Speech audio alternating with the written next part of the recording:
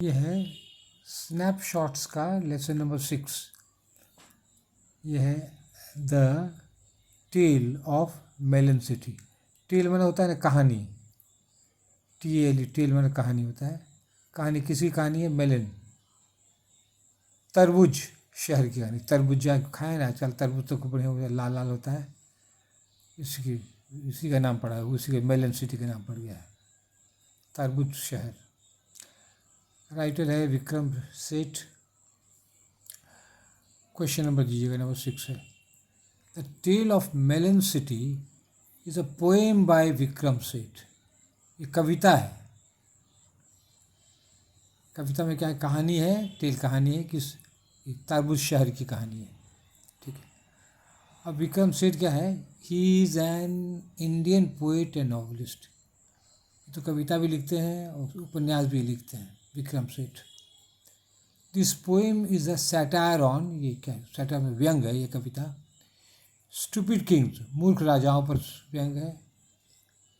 Coward ministers, डरपोक minister सब पर। एंड एंग्री मॉब्स, उत्तेजित भीड़ जो हो जाता है ना, हो हल्ला करने लगता है, इनकलाब जिंदाबाद, उस पर भी व्यंग, ये सब पर व्यंग है। ठीक है। अब देखिए क्या कहानी है। A stupid king got an arch constructed in his city. एक मूर्ख राजा क्या बनाए? आर्च बनाए, उसको गेट, डेवर गेट, किसी देखिए बड़ा सा ऐसे फाटक ऐसे गेट बना देता है। गेट जैसे हमारे शहर में भागलपुर में है, डेवर गेट है, फिर इंडिया गेट है। तो वही ये राजा क्या कह, तो आर्च बनवाया, गेट बनाया। कहाँ पर? अपने शहर में बनाया, कंस्ट्रक्टेड इन हिज सिटी। ठीक है।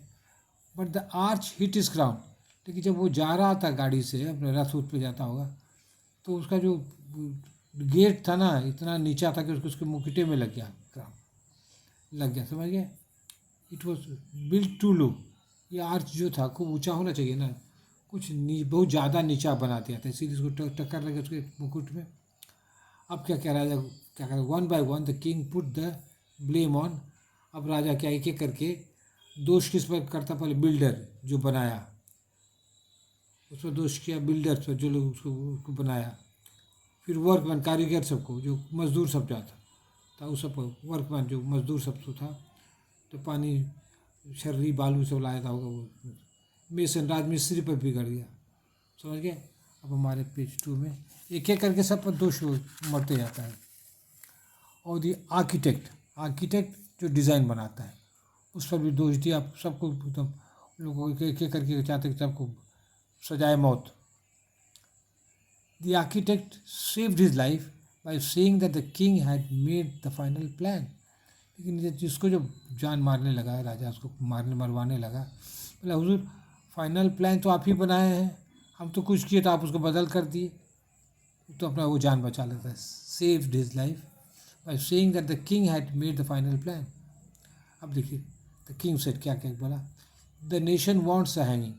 कहता है देश को जो भीड़ है ना, उसको तो कोई चाहिए, किसी को फांसी पर लटकाना है, किसी एक को तो चढ़ाना ही पड़ेगा ना। तो बहुत होते होते तो राजा राजा को ही फांसी पर चढ़ाया गया। कि तो ये तो व्यंग है, ये सब ये कहानी सच्ची थोड़ी ही व्यंग है, ये सब। राजा को हैंग कर दिया गया।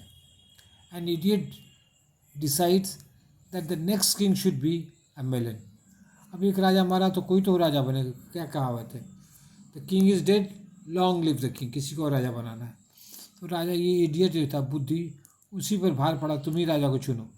तो वो हरदम मेलन मेलन बोलते रहता था, तो मेलन ने फिर बोल दिया next king should be a melon, है ना, तरबूज है राजा बनेगा। एकदम मूर्खता व्यंग्यात्मक कहानी है, उटपुटांग कहानी है ये।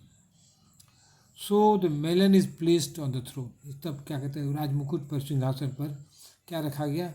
एक मेलन को, तरबूज को रखा गया। This is the story of melon city. यही कहानी है मेलन सिटी। तारबूज देश, तारबूज शहर की यही कहानी है। क्या है इसका ऐसा नाम पड़ा? ठीक है।